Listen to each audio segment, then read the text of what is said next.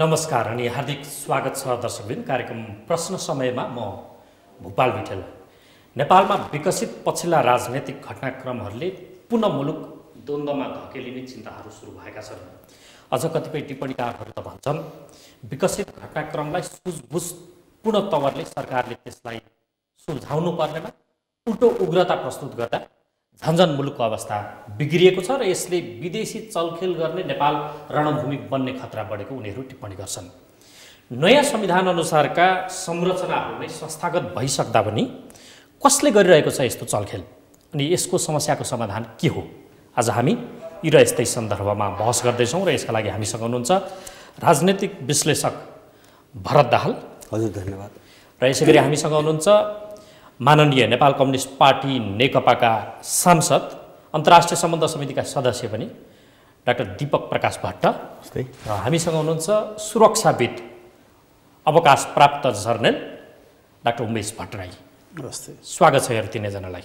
हजुर, धन्यवाद। सुरुवात म राजनैतिक विश्लेषक भरत दाहालज्यू तपाईँबाट गरौँ। वैधानिक रूपमा नेपालमा चुनाव भइसके पछाडि संविधान जारी भइसकेपछि त्यो संविधानले कल्पना गरे अनुरूपको चुनाव पनि भयो र त्यसले संस्थागत रूपमा संरचनाहरू स्थापना पनि गरिसकेको छ। तर सङ्केत चाहिँ सुन्दर देखिँदैन देशको। किन यस्तो भइरहेको हो? अब यो तपाईँको प्रश्नलाई मैले जवाब दिनुभन्दा पहिले अब यो जो चक्रव्यूह छ नि, यसलाई बुझ्न सजिलो होस् भन्ने मैले दुई चारवटा कुरा उठाउँछु। एक, पहिले पञ्चायतकालमा हामीले के सुन्यौँ भन्छ भने पञ्चायत सबै समस्याको जड हो, यसको अन्त्य भयो भने सब समाधान हुन्छ। बहुदल आयो अनि त्यसपछि माओवादी युद्ध सबैभन्दा ठुलो समस्या हो, यो समाधान भयो भने सबै हल हुन्छ। माओवादी संसदीय व्यवस्थामा आयो हैन। त्यसपछि अब के अरे चाहिँ राजा रहेको कारणले यस्तो भयो, काम हुन सकेन, गणतन्त्र आयो। अनि संविधान जारी नभए हुनाले उतार चढाव भइरहेछ भने संविधान जारी भयो। अब योभन्दा पहिले के भन्थे, बहुमतको सरकार बन्न नसक्दा काम गर्न पाइएन, 2/3 बहुमतको सरकार पनि बन्यो। देश त झन् अधोगतितिर छ। त्यसकारणले हामीले इतिहासबाट मैले लिएको सबक के हुन्छ भने यिनी विदेशीले पालेका गुन्डा हुन्। यिनी जे बोल्छन् नि, यिनी दलको नाममा यिनी विदेशीले पालेका गुन्डाहरू हुन् र यो चाहिँ जो नेपाललाई अस्थिर बनाउने र समाप्त पार्ने जो अन्तर्राष्ट्रिय जो गेम सुरु भयो नि नेपालमा, त्यसको रिफ्लेक्सन हो, अरू केही पनि होइन। र नेपाल शान्त हुँदैन, यिनीहरू रहेसम्म नेपाल शान्त हुँदैन। त्यसकारणले गर्दा यो चक्रव्यूहलाई कसरी तोड्ने भन्ने कोर्समा हामी नगइकन अब जस्तो अहिले तपाईँ उठाउँदै हुनुहुन्छ विप्लव प्रकरण आयो, त्यसो म आउँछु सविस्तारमा। यिनी रहेसम्म यो सुध्रिनेवाला छैन भन्ने शब्द गर्नुभयो तपाईँहरूले। यिनी भनेको को? यिनी भनेको जो यो 12 बुद्धेको मिसनमा, 12 बुद्धे मात्रै होइन, त्योभन्दा अगाडि हामीले हेऱ्यौँ नि त, माओवादी युद्धको घटना हामीले हेऱ्यौँ होइन, यो प्रायोजित युद्धको घटना हामी हेऱ्यौँ, हामीले दरबार हत्याकाण्ड हेऱ्यौँ, हामीले दासढुङ्गा हेऱ्यौँ, हामीले चाहिँ यिनीलाई युद्धरत पक्ष होइन, कस्तो नाटकीय चाहिँ तपाईँको जाल, युद्धरत पक्षको रूपमा दुईतिर राखेर 17,000 मान्छे मराएर अनि यिनलाई लगेर जोडेर यो विद्धता मचाएको त्यो देखेर आउँछु नि हामी। यो चक्रव्यूह छ नेपालको भू राजनीतिभित्र, यो जो चक्रव्यूह हो नि, यसलाई नतोड्दासम्म चाहिँ नेपाल यहाँबाट उम्कन्न। तपाईँले भने निर्देशित छन् त्यसमा यिनीहरू होइन, यिनीहरू अब यो दुनियाँले बुझेको कुरो हो। यो मैले व्याख्या यहाँ कोही सिआइएका एजेन्ट छन्, कोही रका एजेन्ट छन्, कोही चाहिँ तपाईँको एनजिओका एजेन्ट छन्, कोही अर्को दूतावासका एजेन्ट छ, को छ यहाँ गतिलो मान्छे को छ? दलको नेतृत्व गर्ने र सरकार नेतृत्व गर्ने कुनै एकजना मान्छे, देश र जनताको निम्ति काम गर्ने कुनै एकजना मान्छे मलाई बताउनुहोस् त को छ? होइन, अहिले पनि हेरिरहेको छु नि, हिजो सुन्दैछु मैले तपाईँको यिनीहरूले त जस्तो हिजो सुने कति आधिकारिक हो म भन्न सक्दिनँ होइन। अब इन्डो पेसिफिक रणनीतिमा नेपालको संलग्नता हाम्रो विदेश नीति अनुकूल छ भन्ने कुरा चाहिँ परराष्ट्र मन्त्रीले बोले भन्ने मैले हिजो सुने। अब के बाँकी छ? यो खुल्न के बाँकी छ, देखिन के बाँकी छ? त्यसकारणले गर्दाखेरि अब यो चक्रव्यूहलाई अब जस्ताको तस्तै चाहिँ बाहिर नल्याइकन र यसको सामना नगरिकन नेपाल यहाँबाट जाँदैन। द्वन्द्व चाहिँ तपाईँको बल्झिन लागेको होइन, द्वन्द्व बल्झिन लागेको होइन, यो गलत प्रश्न भयो भन्छु मैले। किन द्वन्द्वलाई निरन्तर जारी राख्ने, द्वन्द्व त न हिजो साम्य भएको छ, न समाधान भएको छ, न अहिले हुने हो, न भोलि नै हुने हो। किन त्यो द्वन्द्वलाई जारी राखेपछि त उनीहरू त खेल्ने ठाउँ बन्छ नि। त्यसकारणले गर्दाखेरि उनले त्यो भ्रूण राखेका छन्। जस्तो माओवादी जनयुद्धलाई 10 वर्ष लडाएर होइन, जनताका छोराछोरीलाई त्यत्रो आश्वासन दिएर उनले जो सडकमा पुर्याए नि, आज सडकमा बर्बाद पारे नि, त्यो द्वन्द्वको बिउ त उनले जीवित राखेका छन्। त्यहाँबाट नै निस्किने हो, खेल त्यही हो। मैले त्योभन्दा तपाईँसँग म केही बेरमा आउँछु। माननीय डाक्टर दीपक प्रकाश भट्टज्यू तपाईँसँग आउँछु। उहाँले भनेको जस्तो अवस्था हो ताकि देशमा यस्तो भयङ्कर अवस्था आउँदैछ शासकहरू विदेशीले पालेका गुन्डा हुन्, उहाँले त त्यही शब्द भन्नुभयो। मलाई लाग्छ एउटा राष्ट्र राज्य बन्ने प्रक्रियामा नेपालले धेरै जटिलताहरू बेहोरेको छ। यो देशको अखण्डता र सार्वभौमसत्ता र जसरी यो देश अगाडि बढ्न खोज्यो यो कुनै टापु होइन, यो विश्व परिवेशमा पनि छौँ, ग्लोबलाइजेसनको कन्टेक्स्ट पनि छ। हामीले शीतयुद्ध पनि हेऱ्यौँ, शीतयुद्धपछि पनि हेऱ्यौँ। हामी कहाँ शासकीय व्यवस्था अर्थात् शासन प्रणालीको लागि भएको सङ्घर्षहरू 7 दशक हामीले अस्थिरता भन्यौँ। जुन खालको शासन व्यवस्था आए पनि अलिकति असन्तुष्टिहरू रहन्छ कि रहँदैन भन्ने त दुनियाँभरि हामीले देखिरहेका छौँ। आखिर राजनीतिक शास्त्रमा र समग्र शासन प्रणालीको कुरा गर्ने हो भने एउटा लोकतान्त्रिक पद्धति र त्यसमा पनि सङ्घीय लोकतान्त्रिक गणतन्त्रको पद्धतिमा पुग्नका लागि आम नेपाली जनताको पनि चाहना थियो र त्यहाँ पुगेर अब स्थिरतातर्फ मुलुक जान खोजेको हो कि भन्ने अवस्थामा पुगेको 1 वर्ष भएको छैन। सङ्घीय संरचनालाई कार्यान्वयन गर्ने र कानुन बनाउने काम अगाडि बढिरहेको छ र यस्तोमा स्वाभाविक रूपमा विगतका विद्रोहका सशस्त्र सङ्घर्षका अब उहाँले भने जस्तो सबैलाई एकै डालोमा हालेर त को आउने हो त बचाउन, को छ त? उहाँले त्यो कुरा बोलिरहँदा उहाँले आफूले यो सिङ्गो देशलाई नेतृत्व गर्नको लागि के गरिरहनु भएको छ त? त्यो पनि प्रश्न होला नि त। उहाँ जस्तो व्यक्तिहरूले के गरिरहनु भएको छ? किनकि त्यस्तै गर्छौँ भनेर त प्रत्येक जेनेरेसनको व्यक्तिहरू राजनीतिमा लागेका छन्। म आउँछु, आरोप जस्तो अवस्था हो होइन, उहाँको आरोपसित म गइनँ। मैले भने उहाँले जुन आकलन गरिराख्नु भएको छ नि देशको त बडो भयङ्कर जस्तो आउने अवस्था जस्तो र आरोप यतिसम्म लगाउनु विदेशीले पालेका गुन्डा हुन् यो देशका नेता त त्योसम्म भन्नुभयो। तपाईँले पनि सुन्नुभयो अवस्था त्यस्तै हो ताकि देश अझ भयङ्कर अवस्थामा जाँदैछ हाम्रो।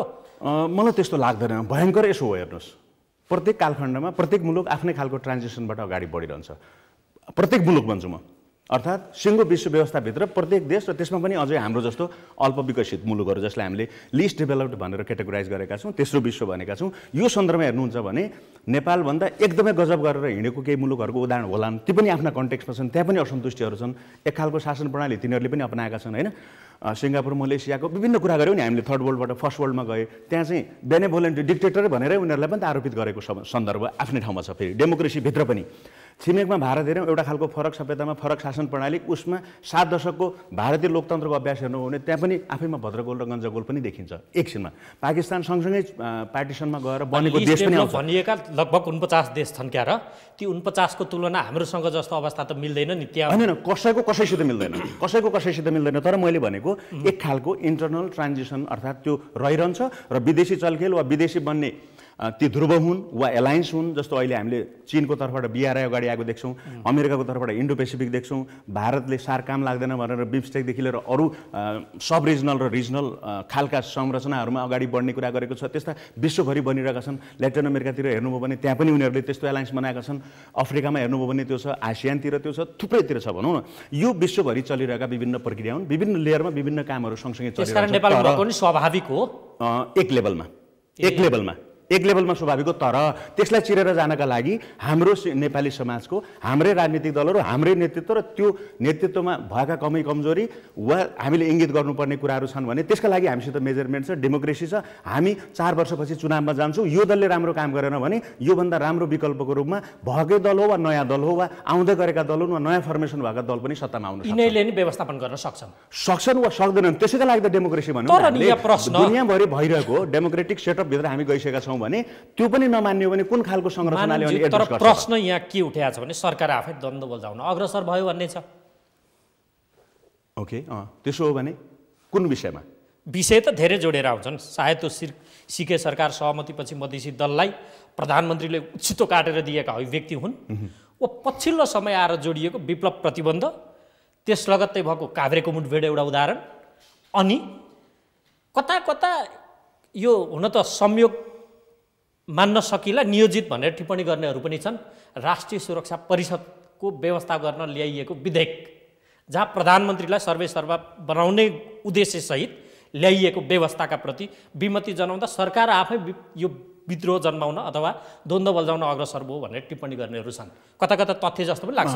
3टा प्रसङ्ग तपाईँले उठाउनु, एउटा सिके राउतसित भएको, मैले त्यसलाई पुष्टि गर्ने आधार भन्देको 3टा प्रसङ्गमा एउटा सिके राउतसित भएको सहमति त्यो पारदर्शी ढङ्गले हुनुपर्थ्यो। सरकारले त्यो गर्दा हो एउटा विखण्डनको नारा उठाइरहेको एउटा आन्दोलन समूह जे पनि थियो उसले ल्याएको एजेन्डा देशले नकार्नु पर्थ्यो, सरकारले पनि त्यसलाई सम्बोधन गर्नु पर्थ्यो। तर त्यसलाई गर्ने प्रक्रिया चाहिँ पार्टीभित्रै पनि, नेकपाभित्रै पनि जुन तहको संरचनामा राजनीतिक छलफल भएर टुङ्ग्याउनु पर्थ्यो त्यो भएन। त्यसकारण त्यो प्रक्रियागत हिसाबले त्रुटिपूर्ण छ। त्यसमा आएका बुदाहरूको बारेमा पनि प्रश्न उठाउन स्वाभाविक छ, उठेका छन्, त्यो उठ्नुपर्छ। तर त्यो छलफल र विमर्शको रूपमा हो।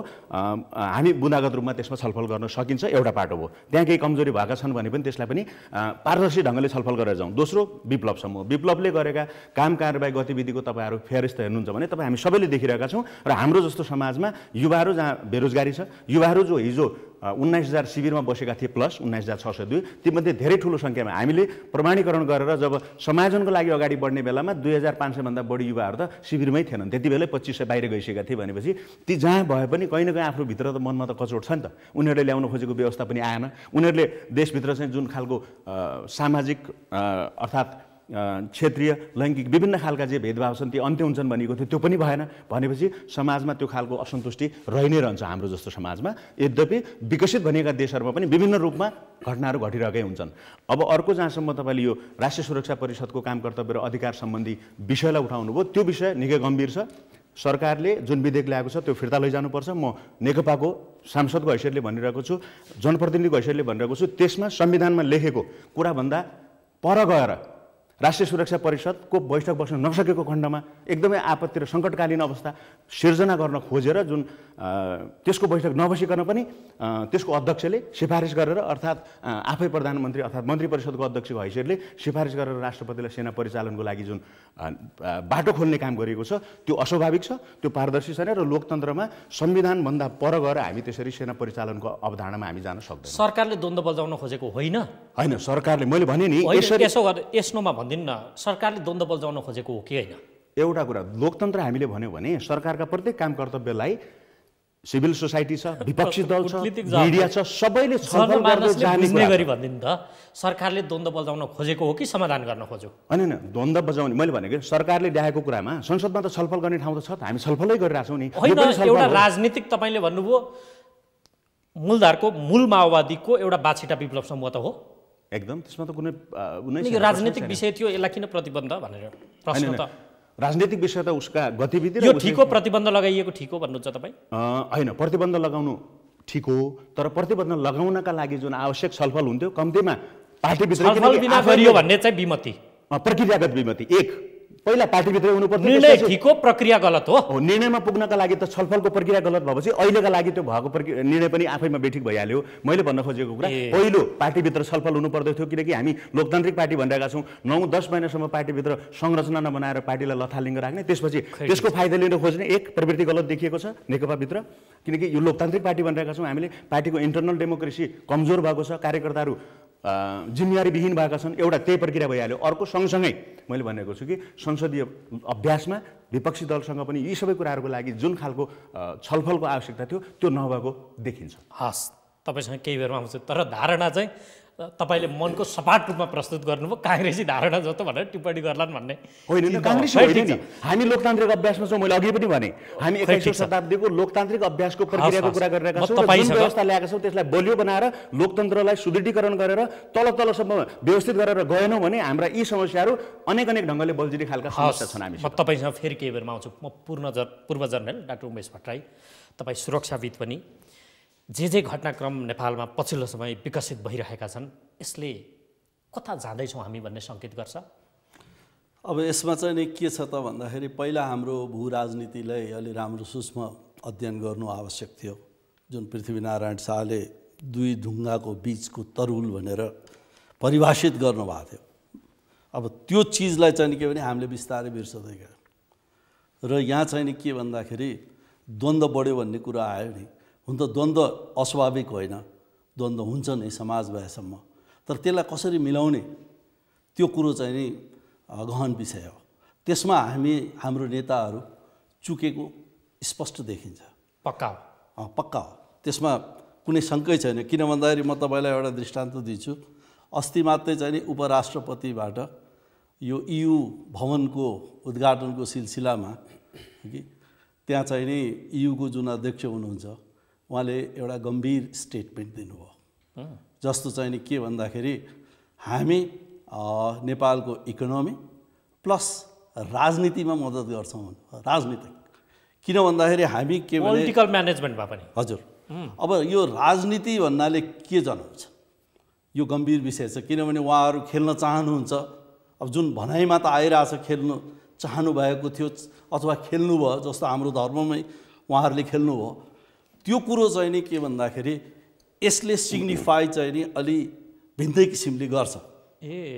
अब त्यो हो भनेदेखि भोलि के हामीले चीनलाई यहाँ इन्टरफेयर गर्नको निम्ति उक्साएको एउटा, अनि भारत त यसै पनि हामी पहिलेदेखि कुरा गर्छौँ, किनभने हाम्रो माइक्रो म्यानेजमेन्टमा समेत भारतको चाहिँ नि यहाँ संलग्नता छ भन्ने त प्रुभै भइसकेको कुरो हो। किन भन्दाखेरि कतिपय पूर्व डिप्लोमेट्सहरूले जस्तो श्याम शरण जस्तो डिप्लोमेट्सले पनि यो इन्डियनको इन्ट्रेस्ट थियो, त्यही भएर हामीले सेनामा समेत रुकमाङ्गत कटवाल प्रकरणको केससँग म जोडौँ, त्यो हिसाबले हामीले इन्टरफेयर गरे हो भनेर उहाँले नै एक्सेप्ट गरिसक्नुभयो।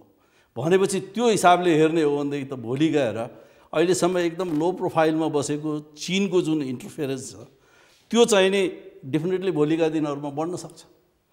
जुन तपाईँको सङ्केत त कस्तो झन् डरलाग्दो जस्तो पो आयो त, यो त एक्ज्याक्टली बाहिरी चलखेल पनि देखिने गरी हुनसक्छ भन्ने। एक्ज्याक्ट अब जस्तो इन्डो पेसिफिकको कुरो होइन, इन्डो पेसिफिकको जुन कन्सेप्ट आयो त्यो बेलामा परराष्ट्र मन्त्रीले भिजिट गरेर फर्कने बित्तिकै उहाँले गरेको प्रेस कन्फरेन्समा इन्डो पेसिफिकको कुरो केही पनि निकाल्नु भएन। पछि गएर अमेरिकनको स्टेटमेन्ट आउँदाखेरि त धेरै कुरो भएर रहेछ होइन।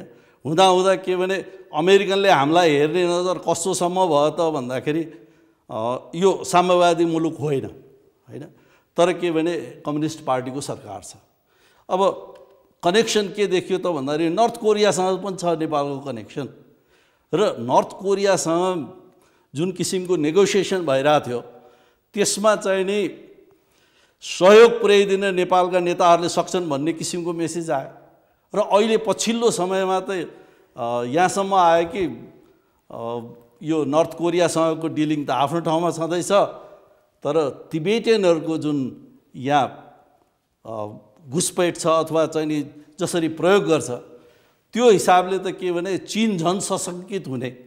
जस्तो हामीले के भनेका छौँ भने चीनसँगको पोलिसीमा वान चाइना पोलिसीलाई हामी मान्छौँ भनेका छौँ।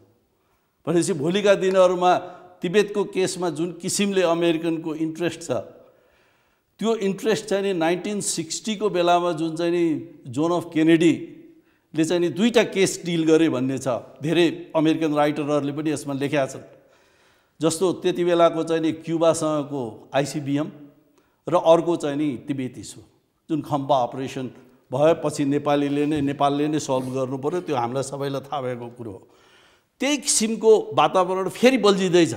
ओहो, भनेपछि त्यो हिसाबले हेर्ने हो भनेदेखि हामी त रणभूमिको रूपबाट अब EU एक किसिमले सोच्छ होइन। धर्मको नाममा हामीले एउटा के भने सिके राउतलाई मेन स्ट्रिममा लिएर आयौँ भनिरहेछौँ, तर सिके राउतले यसलाई रणनैतिक चालबाजीको रूपमा मात्रै प्रयोग गरेको हो कि भन्ने शङ्का पनि छ।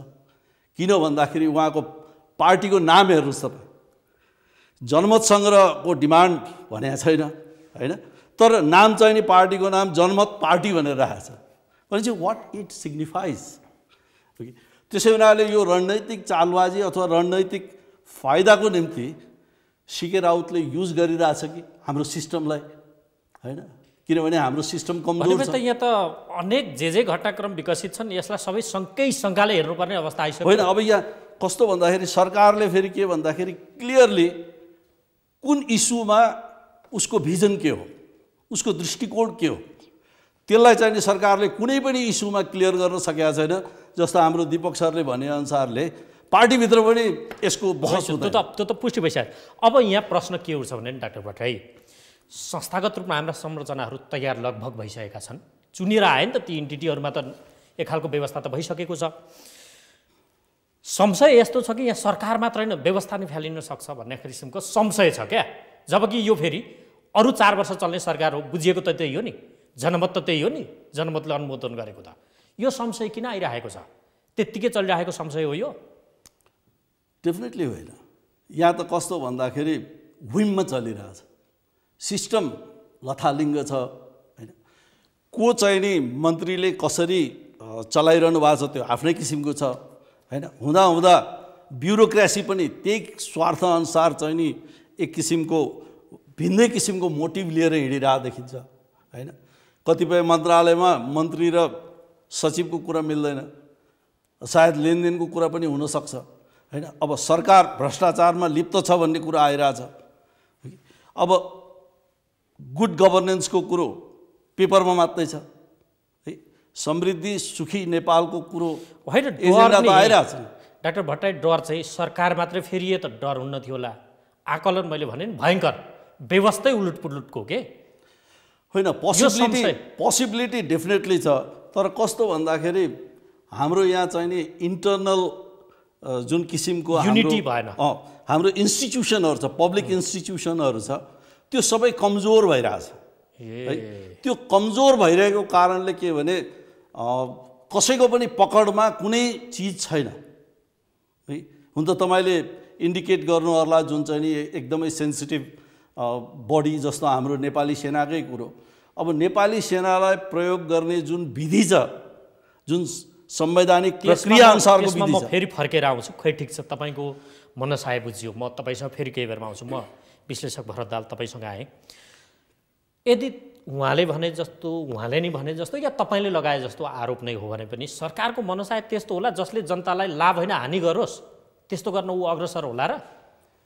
सामान्य दृष्टिकोणबाट हेर्दा के नानी यस्तो छ। अब उनीहरूको मानसिकता, सोचाइ, इच्छा के छ त्यो गौण भयो क्या। अब मैले भन्न खोजेको होइन, देख्ने गरी सामान्य रूपमा एउटा जनताले मेरा विरुद्ध सरकारले काम गरेर उसलाई के लाभ होला भन्ला नि त। मेरो हितमा काम गर्दा सरकारलाई पनि लाभ हो। त्यही भएर मैले भन्दैछु उनीहरूको व्यक्तिगत अहिले सोच के होला होइन। जस्तो नेपाल यस्तो होला कि नहोला यो त हिजो यिनले सोचेको थिएन नि। त मैले भन्न खोजेको जो मान्छे बिग्यो कुनै कालखण्डमा, जो मान्छे उनबाट प्रयोग भयो, जसले उनीहरूको खायो, त्यो मान्छेले चाहिँ अब जे पनि गर्न विवश छ, केही पनि गर्न सक्दैन। यिनको समस्या त्यो अहिले होइन। जस्तो यिनको चुनावको निम्ति अहिले पनि चाहिँ हरेक दललाई इन्डियाबाट कोटा बाँडेर पैसा आउँदैछ, गएको चुनावसम्म आउँदैछ होइन। भनेपछि अब यो नैतिक रूपमा पतित भइसकेका मान्छेहरूले अब उनले जो जाल फ्याँक्छन् नि त्यसको प्रतिरोध गर्ने कसरी होइन। यहाँ चाहिँ विदेशीहरू खेलिरहेको छ क्या। जस्तो अहिले सरले भन्नुभयो नि एक्ज्याक्टली तपाईँको त्यो इन्डो प्यासिफिकको विषयमा चाहिँ यो उसले चाहिँ यो होइन भने होइन भनेको हो नि त। अनि अहिले के भन्छ त्यो हाम्रो परराष्ट्र नीतिको चाहिँ अनुकूलै छ, प्रतिकूल छैन भनेर भन्छ। भनेपछि यहाँ बारबुदीमा यही हो। तपाईँ जस्तो बारबुदी हामीले भन्यौँ नि, बारबुदीमा त लेखिएन। बारबुदीमा जे सम्झौता भयो त्यो त 63 सालपछि देखियो, बल्ल त्यसपछि आयो। मैले यिनी मुद्दा त के हुन्, जस्तो उहाँले भन्नुभयो नि सङ्क्रमणकाल कहिलेसम्म, यो त मान्छेलाई खेलाउने तरिका नै भयो। जस्तो मैले भने नि कहिले संविधान सभा, कहिले गणतन्त्र, कहिले धर्मनिरपेक्षता, कहिले माओवादी युद्ध। त मान्छेलाई कसरी चाहिँ बेकुफ बनाइराख्ने, यहाँ एउटा मुद्दामा त घिचार्नु पऱ्यो नि। हो त यो एउटा धन्दा हो होइन। मैले भन्न खोजेको यो अन्तर्राष्ट्रिय डिजाइन हो। त्यो डिजाइन अनुसार नेपाल यहाँ प्रयोग भइरहेको छ र नेपालमा जे भइरहेको छ स्रोत हामी होला, हामी भित्र भएका कमजोरीमा उनी खेलेका छन्, तर कारण हामी होइन। कारण चाहिँ बाह्य रणनीति हो। त्यस कारणले अब अहिले सरकारले तपाईँको केही गर्छु होला नि त। जस्तो म तपाईँले एउटै घटना देखाइदिन्छु। यहाँ राम्रो मान्छे, उनको हातमा उनले अनुमोदन नगरेको मान्छेको हालत कस्तो हुन्छ भन्ने कुरा म त्यही शेरबहादुर तामाङको उदाहरण दिन्छु। हिजो मन्त्रीबाट जो चाहिँ राजीनामा गराइए होइन, त्यो प्रकरण उठाउने चाहिँ तपाईँको प्रसाई भन्ने व्यक्ति होइन, जसले उठायो उसमाथि केही पनि भएन। अनि जसले उसलाई कोट गरेर यस्तो भएको रहेछ भन्यो ऊ मन्त्रीबाट फ्याँक्यो भने जो क्रिम मान्छे छ नि झुक्किएर गयो होला, त्यहाँ टिक्न सक्दैन। उनको मेकानिजम त्यस्तो छ। त्यस कारणले जो जान्छ उनीहरूबाट स्वीकृत मान्छे जाने हो, अर्को मान्छे जान सक्दैन। त अब यिनीहरूले जे गरिरहेछन् नि अब यो उनको इच्छा अनुसार गर्ने हो, यिनको हातमा केही पनि छैन। त्यस कारणले गर्दाखेरि मैले यो समस्याको जो तपाईँ एउटा द्वन्द्वको कुरा उठाउँदै हुन्छ नि यो हल हुने होइन। मैले भने संविधान जारी नहुँदासम्म एक खालका इस्युहरू थिए मान्छे खेलाउने। अब संविधान जारी भइसकेपछि त्यो कोर्स त परिवर्तन भयो नि त। अब मान्छे कसरी खेलाउने त? ल यो त सरकारले खेलाउनुको निम्ति फेरि अर्को संस्करण सुरु भयो। अर्को त्यसको संविधान जारी पछिको यो अर्को संस्करण हो, बारबुदीको अर्को संस्करण हो होइन। नेपालमा केही पनि छैन, न संविधान बनिएको छ, न स्थिरता आछ, न यो कुनै चाहिँ समाधानको कोर्समा गएको छ। ल तपाईँले भन्नुभयो नि यो एउटा अर्को एक्सपेरिमेन्टमा हामी छिरौँ होइन, परीक्षण। तपाईँले त्यो भन्दै हुन्छ धन्दानीसम्म पनि अघि तपाईँले शब्द प्रयोग गर्नुभयो। नेता त त्यसरी लबाइएको प्रयोग तपाईँले भनेकै सही मान्ने हो भने भए। घरेलु राजनीतिक परिस्थिति एकपटक हेरौँ त, निहालौँ। असन्तुष्टि जनमानसमा सरकारले काम गरेन भन्ने त छ नै, अधिकांशमा छ, अपेक्षा बढी थियो होला। यति नै बेला सरकार विरुद्ध राप्रपा, राजपाको असन्तुष्टि, सङ्घीय समाजवादी फोरमको संविधानभित्रको संशोधनको एउटा असन्तुष्टि, सिके समूह छँदैछ, अर्कोतिर विप्लवको समूह। समाचार यस्तो आयो यही बेला फेरि भारतीय राजदूत र पूर्व राजाबीच गोप्य भेटवार्तासम्मको कुरा हुँदा अमेरिका पुगेका प्रचण्डलाई उजुरी भन्नेसम्मको पनि आए। यी संयोग मात्रै हुन् या नियत लुकेको छ यहाँ पनि? यी के हुन् त? मैले यस्तो हो, अब कुनै घटना आकल झुकल कुनै परिवेशसँग जोडिन गएको होला, म अब त्यो बेग्लै कुरा हो। एकैचोटि असन्तुष्ट होइन, यो संयोग मात्रै भएन नि। जस्तो आफ्नो ठाउँमा सबै खेलिरहेको छ, आफ्नो ठाउँमा सबै खेलिरहेको छ। यो संयोग मात्रै होइन, यो सबै एउटा नियोजित हो, एउटा योजनामा छ होला। अब कोही चाहिँ आफ्नो योजनामा होला, कोही विदेशीको योजनामा होला, होइन। अब त्यो छुट्टै कुरा हो। तर चाहिँ अब नेपालको वास्तविक स्थिति के हुन्छ भने यो एकदम खेल मैदान हो। यो खेल मैदान हो, यति तरल छ कि तपाईँको भोलि कतिखेर के हुन्छ कसरी अनुमान गर्न सक्ने स्थिति छैन। किन भन्छ भने यहाँ केही पनि छैन, होइन।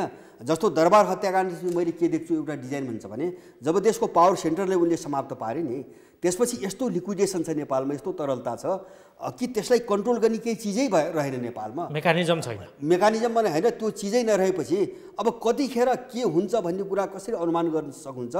जुन परिस्थिति सबै अर्काले चलाएको छ। म तपाईँलाई एक दुईवटा उदाहरण दिन्छु भर्खरै। तपाईँले अनुमान गर्नुभएको थियो कि स्थानीय चुनावमा माओवादी र चाहिँ काङ्ग्रेसको चाहिँ एकता हुन्छ र त्यसलाई चाहिँ रणनीतिक खालको एकता भनिन्छ, व्याख्या गरिन्छ। प्रचण्डको शब्दमा त्यो रणनीतिक चाहिँ एकता, चुनावी एकता गरिन्छ। अनि त्यसको तत्कालै तपाईँ कल्पना गर्न सक्नुहुन्थ्यो जुन माओवादीलाई केपी ओलीले जिन्दगीभरि आतङ्कवादी भने उनको आफ्नै भाषामा, त्यो केपी ओली र प्रचण्डको बिचमा त्यो नाटकीय ढङ्गले एकता हुन्छ। यो कसैले कल्पना गर्न सक्ने कुरा कि त तपाईँ नैतिक पुरै च्युत भएका अब मान्छेको स्तरमै नरहेका यिनी मान्छे जे पनि गर्छन् भन्नु पर्यो। होइन भने त सबै डिजाइनमा छ नि, सबै देखिया छ, होइन। जुन शक्तिले यिनलाई लडाउँछ त्यसरी यिनलाई जुटाउँछ। मैले अघि नै भने 17,000 मार त 10 वर्षसम्म युद्धरत पक्ष पनि राखेका मान्छे हुन् नि त, रातारात बारुबुदीमा जुटाइएनन्, होइन। यो त सबै हामीले हेर्दै आएको छौँ नि। तपाईँको आशय अर्काले चलाएको छ, यहाँ कति बेला के हुन्छ थाहा छैन, बस। होइन, त्यो पनि थाहा छैन। मेरो प्रश्न होइन, हेर्नुहोस्, म राजनीतिक हिसाबमा देखेको तथ्य बोल्ने हो। मैले बारम्बार भन्छु भने जुन कमाराका हात रित्ता छन्, होइन, जुन कमाराका हात रित्ता छन् त्यसको हातमा अरूलाई दिने केही पनि हुँदैन। मैले बुझेँ। माननीय डाक्टर दीपक प्रकाश भट्ट, यस्ता कुरा सरकारले बुझेको छैन जो उहाँहरू भन्दै हुनुहुन्छ कि यो सबै हावादारी हो, त्यो भन्न कि आँट राख्नु पऱ्यो, ल्याकत राख्नु पऱ्यो हो भने त त्यसलाई प्रस्ट्याउनु पऱ्यो होला नि त। होइन, दुईवटा कुरा छ जस्तो लाग्छ। पहिलो पाटो चाहिँ कन्स्पिरेसी थ्योरी अर्थात् षड्यन्त्रको दृष्टिकोणले सबै चिजलाई हेर्न थाल्यौँ भने कुनै पनि चिज षड्यन्त्र बाहेकको देखिँदैन। र हाम्रो देशमा केही पनि छैन, हामीसित संस्था पनि छैन, हामीसित पार्टी पनि छैन, मान्छे पनि छैन, समाज पनि छैन, केही पनि छैन। हामी केही पनि होइन, यो सङ्क्रमण पनि होइन, केही पनि होइन भनेपछि त केही पनि छैन। त्यसको पेट रचौँ नै होइन, कठपुतली जस्तो। अनि त्यो त सम्भवै छैन नि। त्यस्तो त त्यसो हो भने त अनि यहाँ तपाईँ हामी सबै यो अरू जो इमान्दारिताका साथ समाज परिवर्तनका लागि विभिन्न ठाउँबाट विभिन्न ढङ्गले संस्थागत ढङ्गले काम गरिरहेका छन् नि, त्यो केही पनि होइन भन्न त कसरी सम्भव छ र? त्यसकारण म त्यतापट्टि जान्न। तर मैले के देखिरहेको छु भने, मैले अघि पनि भने, हाम्रो यो आधुनिक राष्ट्र राज्य निर्माणको पछिल्लो 7 दशकको मात्रै कुरा गर्ने हो भने, यसका उतार चढावको मात्रै कुरा गर्नुभयो भने प्रत्येक पटक यस्तो जस्तो यो कहिलेसम्म थेक्ने डाक्टर साहब? त्यसो भए हामीले यो उतार चढाव एक्सपेरिमेन्ट हुन्छ, एउटा एक्सपेरिमेन्टको समय 10 वर्ष, फेरि त्यसपछि अर्को श्रृङ्खला हो। त्यसका लागि राज्य बलियो हुनु पर्यो, देश बलियो हुनु पर्यो, जनताले सचेत हुनु पर्यो। सचेत हुने माहौल बनेको छ, किनकि लाखौँ जनता सडकमा आएर हामीलाई यस्तो व्यवस्था चाहियो भनेको हो नि त। त्यो व्यवस्था आयो भनेपछि अब यसलाई बलियो पार्नमा लाग्नु पर्यो। हो, यसलाई बलियो पार्ने भनेको अघि तपाईँले भन्नुभयो नि, निर्वाचन भयो। स्थानीय तहमा हामीले महिलाको सबलीकरणको कुरा गर्दा 40% महिलाहरूको सहभागिता हामीले स्थानीय तहमा देख्यौँ न। त्यो सबलीकरण हो कि होइन? त्यहाँबाट माथि आयौँ प्रदेशमा भने त्यहाँ पनि हामीले समावेशी ढङ्गले प्रदेशहरू बनायौँ। प्रदेशको संरचनामा भएको उपस्थिति राजनीतिक क्रियाशीलता हो, त्यहाँ संरचना बनेर कर्मचारीको समायोजन नभएर बजेट कार्यान्वयन आदि इत्यादिमा भएको जुन अहिलेको गतिशीलता वा अन्यलता छ त्यो संरचनागत हो। तर यसलाई हामी अब यो वर्षभन्दा आउँदो वर्ष अझै व्यवस्थित गरेर जाने र त्योभन्दा आउँदो वर्ष अझै व्यवस्थित गरेर जाने दिशातर्फ गयौँ भने समाधानहरूको दिशातर्फ गयौँ भने भन्दै हुनुहुन्छ तपाईँ त त्यही सरकारको प्रतिनिधित्व गर्नुहुन्छ, त्यही पार्टीको? होइन, पार्टीको प्रतिनिधित्व गर्छु, म संसदमा गर्छु, सरकारमा त म छैन, होइन। तर मैले बुझेको यो भने हामी यसरी जाने। तर हामीले बुझेको, आम मान्छेले बुझेको सरकारलाई पार्टीले चलाउँछ, त्यो पार्टीको तपाईँ प्रतिनिधित्व गर्नुहुन्छ हो। त्यो म भनिरहेको छु। त्यो पनि सङ्क्रमणमा छ, मैले अघि सुरुमै भने नि त। त्यस कारण हामी सङ्क्रमणगत संरचनामा भएकोले केही अप्ठ्याराहरू छन्, तर त्यो अप्ठ्यारालाई होइन यो सबै पनि षड्यन्त्रले भइरहेको छ, यो यसरी हेर्ने हो भने त्यो पनि एउटा पाटो छ, त्यसबाट हुँदै होइन त, त्यसो निष्कर्ष निकाल्न सक्यो। त्यो हुँदै होइन त, होइन यस्ता कुरा हुँदै होइन। तपाईँ अलिक उपल्लो तहको योजना चलखेल छ भने त्यो पनि बुझ्ने मान्छे हो डाक्टर भट्ट। होइन त्यस्तो हो भने सत्य हो भन्दिनँ, के गाह्रो भयो त? झन् मिलेर डट्नका लागि जनतालाई उत्प्रेरित होला। होइन त्यस्तो सन्दर्भ भन्दा पनि एउटा कुरा मैले अघि पनि भने, हामी जुन इन्टरनेसनल सिस्टममा बसिरहेका छौँ त्यहाँ यस्ता चलखेल हुँदैनन् भन्ने होइन। चलखेल हुन्छन्, षड्यन्त्र हुन्छन्, सबै निरन्तर चलिरहन्छन्, प्रत्येक स्टेपमा चलिरहन्छन्, निरन्तर चलिरहन्छन्, प्रत्येक संरचनामा चलिरहन्छन्। तर त्यसमा राज्य बलियो हुनका लागि भएका पार्टी, ओभरअल समाजमा रहेका विभिन्न संरचना अर्थात् संस्था सबैले राम्रोको लागि प्रयास गर्दै जाने मात्रै हो। यो मान्छेको लाइफ भनेकै त्यही हो। त्योभन्दा पर त आखिर कसले के गर्न सक्छ र? पार्टीको लाइफ पनि त्यही हो। पार्टीमा पनि दुनियाँमा कुनै पार्टी 100औं वर्ष टिकेको होला तर उसका पनि उतार चढाव छन्। त्यस्तै हाम्रो सन्दर्भमा पनि 60-70 को जुन एउटा मेजरमेन्ट हामीले गरेका छौँ प्रजातन्त्र ल्याएर त्यहाँदेखि अहिलेसम्म आउँदाका, यसका उतार चढावमा यो भएनन् भन्ने होइन, यी हुँदैनन् भन्ने पनि होइन, विदेशीले खेल्दैनन् भन्ने पनि होइन, त्यो सबै भइरहन्छन्। तर हामी के गर्दैछौँ, हामी कसरी त्यसलाई परास्त गर्छौँ, हामी आफूलाई कसरी बलियो गर्छौँ र हामी एउटा सबल राष्ट्र बन्नेतर्फ कसरी जान्छौँ भन्ने कुराको चिन्ता स्वाभाविक आफ्नो ठाउँमा। तर सबै चिज षड्यन्त्र देख्ने, त्यसले केही पनि हुँदैन, के गर्नु पनि व्यर्थ छ, बोल्नु पनि व्यर्थ छ भनेपछि के गर्न सकिन्छ र? त्यसकारण सही दिशामा अगाडि बढ्नका लागि मेरो त अनुरोध के हो भने, हामी जुन दिशामा जाँदैछौँ त्यहाँ धेरै चुनौती छन्। चुनौती विप्लवको रूपमा छ, सिके राउतको रूपमा छ, त्योभन्दा नयाँ खालका बोली आउन सक्छन्, हामीलाई थाहा छैन होइन। किनकि अघि भने जस्तै के स्थानीयमा त्यो दुईटाको गठबन्धन, अर्को चुनावमा अर्कोको गठबन्धन थाहा थिएन भने जस्तै यस्ता भोलि पनि आउँछन् यस्ता चुनाव, थाहा नहुने कुरा आउन सक्छ, हुन्छन् नै। त्यो त स्वाभाविक हो। त्यो त समय काल अनि देश परिस्थिति त्यसैलाई भनेको नि त। त्यो त आउँछ त्यो त। तर मनुष्य जीवनमा त्यो, समाजमा पनि त्यो, राष्ट्रको जीवनमा पनि त्यही हो। यो त के भन्छ, प्रश्न आउनुभन्दा अगाडिको उत्तर आउट भए जस्तो कुरो भयो कि, उत्तर नै आउट भए जस्तो भयो, अथवा प्रश्नै आउट भयो भनौँ न। प्रश्न आउट छ अनि त्यो उत्तरको लागि तयारी त आउट भएकै प्रश्नको गतिलो गरी गर्न सक्नुपर्ने नि त। बाटो त्यो अनुरूपको हिँडेका छौँ त हामी। झन्डै 2/3 मत जनताले दिए अनि सरकारको बाटो हेर्नुहोस् त, एकपक्षीय निर्णय जो गुनासो तपाईँ त्यही पार्टीले सरकार चलाइरहेछ त्यसकै प्रतिनिधित्व संसदमा प्रतिनिधित्व गर्नुहुन्छ, तपाईँ गर्दै हुनुहुन्छ, प्रतिपक्षले भन्दा बढ्ता। अनि त्यो त स्वाभाविक मान्नु पर्यो नि। त्यही त हामी लोकतान्त्रिक प्रणाली भनिरहेका छौँ। बोल्नै नहुनेका लागि त लोकतान्त्रिक व्यवस्था हामीले ल्याएको होइन नि त। ती कुरा बोल्छौँ, तीलाई करेक्सन गर्छौँ, सकेसम्म बढीभन्दा बढी सही दिशामा हिँडाउनका लागि सबैले गर्ने प्रयासमा पार्टीभित्र म पनि गर्छु, संसदमा पनि गर्छु, बाहिर पनि गर्छु, पार्टी संरचनामा पनि गर्छु, अरूले पनि गर्नु पर्यो। विश्लेषकहरूले गर्नुपर्ने होला, विज्ञहरूले गर्नुपर्ने होला, मिडियाले गर्नुपर्ने होला, एनजिओले गर्नुपर्ने होला, वा विभिन्न सङ्घ संस्थाले गर्नुपर्ने होला। आफ्नो ठाउँबाट गर्नुपर्ने प्रयासलाई मुलुकलाई सबल बनाएर, किनकि चलखेल भन्ने कुरा त कुनै एउटा सेक्टरबाट भइरहेको छैन नि त। त्यसो हो भने सबै क्षेत्रबाट राम्रा काम गर्नेहरूको जमात सधैँ छ, रहिरहन्छ र त्यो अगाडि बढिरहन्छ। तिनीहरूका बिच पनि त्यसरी नै त्योभन्दा बलियो एकता हुनु परेन त? अनि आवश्यक त त्यो होला नि त। अनि त्यसो भने सबै खत्तम भनेपछि त अनि कहाँबाट सुध्रिन्छ त? अनि बन्छ कसरी त समाज? त्यसकारण हाम्रो नेपाली समाजमा धेरै सहनशीलता छ, धेरै सहिष्णुता छ, धेरै बलियो छ र धेरै एकताको भावना पनि छ। त्यसमा अहिले 4 वर्ष यो नेकपाको सरकार रहन्छ। यो बिचमा आउने चुनौतीहरूलाई चिर्नका लागि सबै क्षेत्रबाट भएका कमी कमजोरी औँल्याउने। 4 वर्ष यो नेकपाको सरकार रहन्छ, त्यो त जनताले दिएको मेन्डेट हो, त्यसमा त कुनै शङ्कै गर्नु भएन अहिलेलाई। त्यसो हो भने अगाडि जाने। अब अगाडि जाँदा प्रत्येक बेलामा जस्तो मैले अहिले भने नि, तपाईँले अघि उठाउनु भयो राष्ट्रिय सुरक्षा, म ती आउँदै थिएँ एकैछिनै, तपाईँ ठिक ठाउँमा आउनुभयो। एकपछि अर्को गर्दै विवादमा सरकार त फसेको छ नि, त्यसमाथि काम गर्दै जाँदा काम किन गर्छ सरकार? काम गर्दै जाँदा गलत मनसाय सही मनसाय के हो त्यो पनि जनताले छुट्याउने हो, नागरिक समाज मिडिया सबैले छुट्याउने हो, दलभित्र पनि छुट्याउने हो। हामी त्यही प्रक्रियामा छौँ। दलभित्र हामी सङ्घर्ष गर्छौँ, बाहिरबाट छलफल गर्छौँ, बहस गर्छौँ, त्यसलाई ट्रान्सपेरेन्ट अर्थात् पारदर्शी ढङ्गले हामीले लोकतन्त्रमा यो पारदर्शिताको ठुलो महत्त्व हुन्छ। त्यसै कारण सुशासनतर्फ जानका लागि अर्थात् समाजलाई बलियो बनाउनका लागि, बलियो अर्थतन्त्र बनाउनका लागि र समृद्धितर्फ जानका लागि हामीले जे बहस छेडेका छौँ त्यसमा सबैको उत्तिकै आवश्यकता छ। त्यो उहाँहरूको पनि छ नि, सबैको भने नि मैले त प्रत्येक नेपाली नागरिकको, विदेशमा रहेका डायस्पोरा छन्, एनआरएन छन्, विदेशमा गएर श्रम गरिरहेका छन्, त्यो सबैलाई जोड्नु पर्यो। फेरि म तपाईँसँग केही भएर आउँछु। सुरक्षाविद डाक्टर उमेश भट्टराई, अघि तपाईँ भन्न खोज्दै हुनुहुन्थ्यो, म ती लाँदैछु। तपाईँ आफै पनि विगतमा सुरक्षा परिषदमा रहेर काम गर्नुभएको हो नि। अहिलेको यो राष्ट्रिय सुरक्षा परिषदको काम, कर्तव्य र अधिकार सम्बन्धमा व्यवस्था गर्न बनेको विधेयकको दफा 6 को उपदफा 3 मा गरेको व्यवस्था जुन प्रस्ताव गरिएको छ त्यसको अर्थ के लाग्छ? म त्यसलाई तपाईलाई सजिलो होस् भनेर अझ पढेरै सुनाइदिउँ। सेनाको नेपाली सेनाको उपयोग र परिचालन भन्ने व्यवस्था छ दफा 6 मा। त्यसको उपदफा 3 मा पढ्दैछु। उपदफा 2 मा जुनसुकै कुरा लेखिएको भए तापनि गम्भीर राष्ट्रिय सङ्कट उत्पन्न भएमा वा तत्काल सेना परिचालन नगरे त्यस्तो सङ्कट उत्पन्न हुने देखिएमा र तत्काल परिषदको बैठक बस्न सम्भव नभएमा अध्यक्षले सेना परिचालनको लागि नेपाल सरकार समक्ष सिफारिस गर्न सक्नेछ। स्मरणीय यो छ कि अध्यक्ष भनेको सुरक्षा परिषदको प्रधानमन्त्री र नेपाल सरकार समक्ष सिफारिस गर्नेछ भनेको प्रधानमन्त्रीले फेरि प्रधानमन्त्रीलाई नै सिफारिस गरे जस्तो होला हामीले बुझ्दा। यसको अर्थ के लाग्छ? यसको अर्थ मनसाय नियतमाथि प्रश्न छ अहिले। यसको के लाग्छ बताइदिनुहोस् त तपाईँ। अब यसमा स्पष्ट मैले के देखिरहेको छु भने यो चाहिँ नि जुन एकचोटि होलेरीको केस भएको थियो र जति बेला सेना परिचालनमा समस्याहरू आयो र त्यसको कारणले तत्कालीन प्रधानमन्त्री गिरिजाप्रसाद कोइरालाले रिजाइन गर्नुभयो।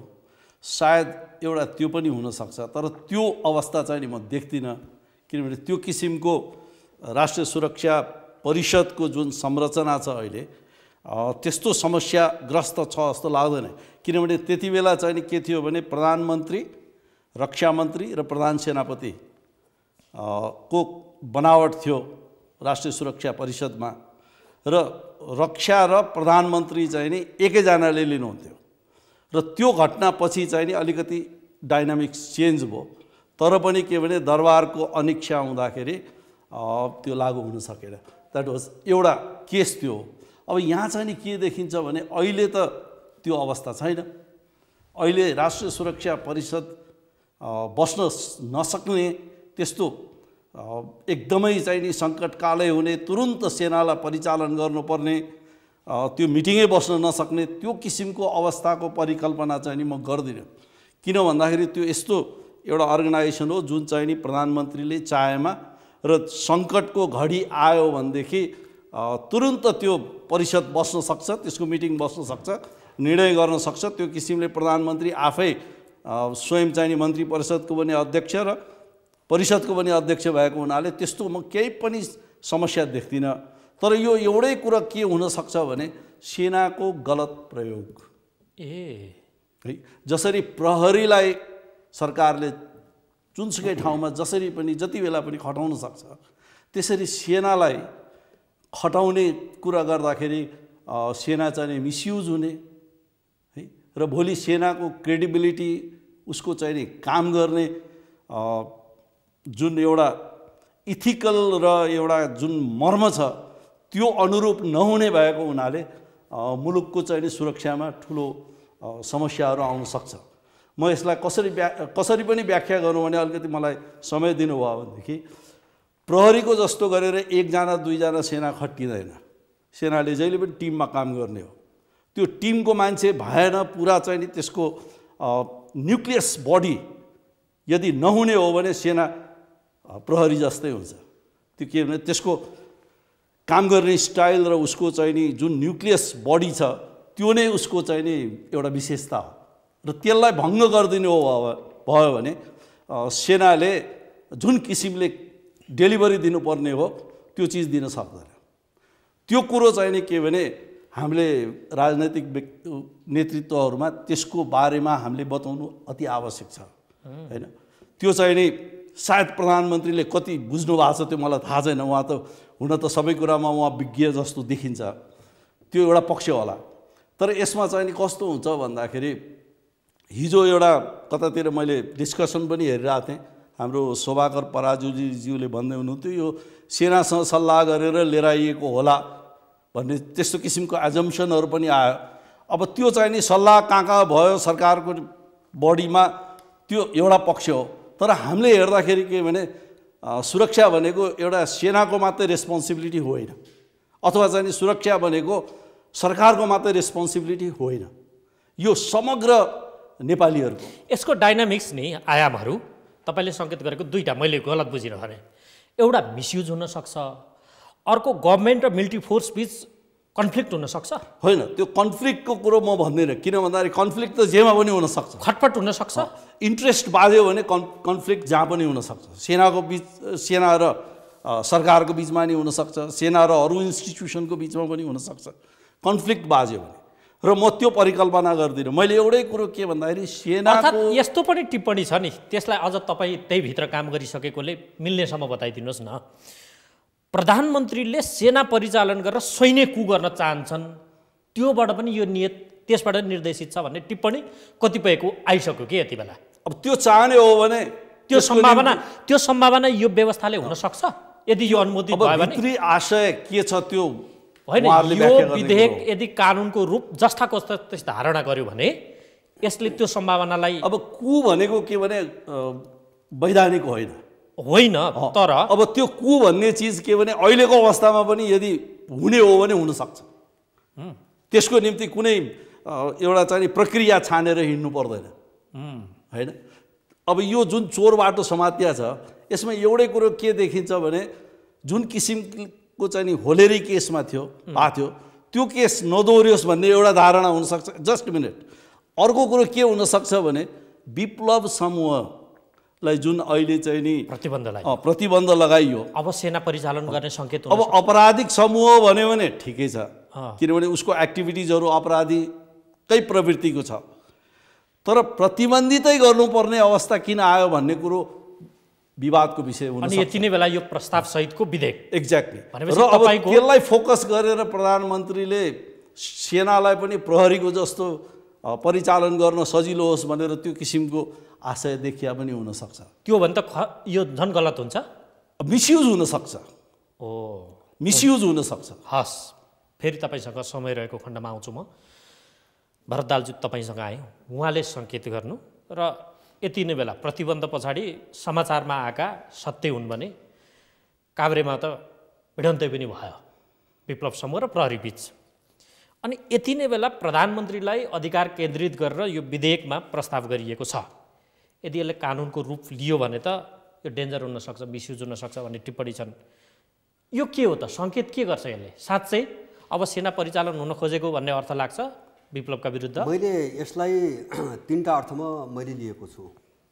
जस्तो यसको एउटा अर्थ के हो भन्छ भने जस्तो यो संविधान जारी भइसकेर 2/3 बहुमतको सरकार आएर पनि जुन हविगत देख्छु नि यिनीहरूको, अब यो हदैसम्म जसरी एक्सपोज भए, अब त्यसको साथसाथै दलहरू के भए भन्छ भने पछिल्लो कालमा विभिन्न ग्याङका चाहिँ तपाईँको मञ्च मात्रै भए, अब त्यो पार्टीको रूपमा रहेनन् अब होइन।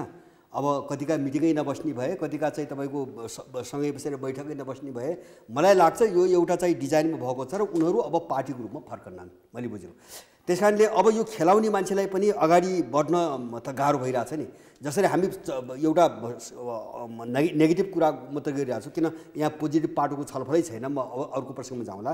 तर उनीहरूलाई अब यो चिजलाई अगाडि बढाउनुको निम्ति सत्तालाई फासिस्टीकरण गर्नु परेको छ विदेशीहरूलाई। सुन, एउटा फासिस्टीकरणको एउटा प्रक्रिया हो एक नम्बर होइन। त्यो चाहिँ सिधै सत्तामा जसलाई उनले राख्छन् नि त्यसले नै बन्दुक चलाउन सक्ने कसरी बनाउने, किन मान्छेलाई कन्ट्रोल गर्न त गाह्रो हुन्छ नि। अब यो विद्रोह र विस्फोटलाई कन्ट्रोल गर्न गाह्रो हुन्छ, एउटा चिज।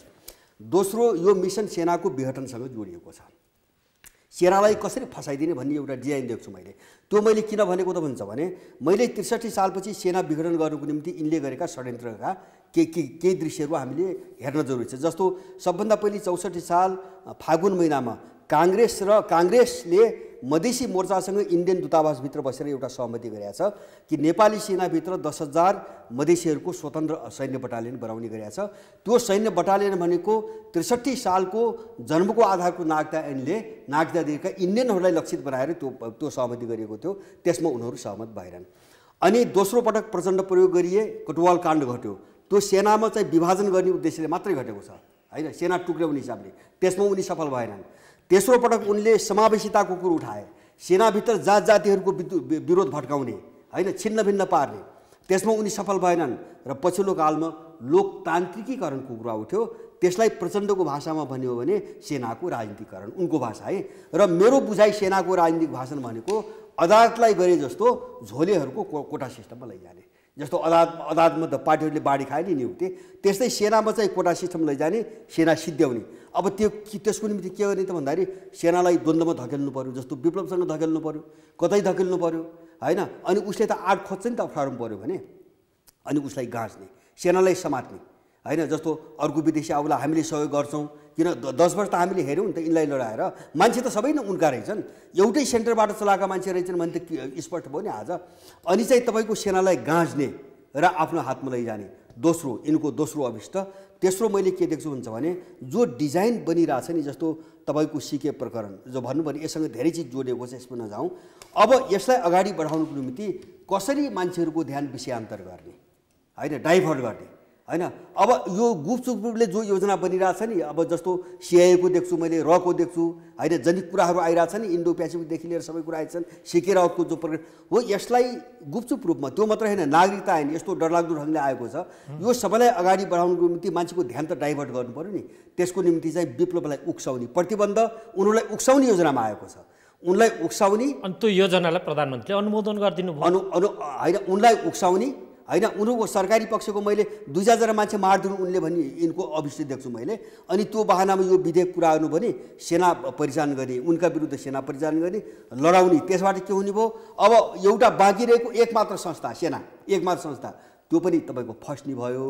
र अब त्यो आडमा चाहिँ यिनले अरू गेमहरू खुरुखुरु डाइभर्ट गरेर अगाडि खेल बढाउने भयो। यसको निम्ति आएका चिज हुन्। अब यो विषयमा त धेरै चाहिँ तपाईँको यो कति समयको योजना हो त त्यसो भए तपाईँ? होइन, उनीहरूको इच्छाले आफू टेक्ने चाहिँ जहाँसम्म सपना छ त्यहाँसम्मको हो।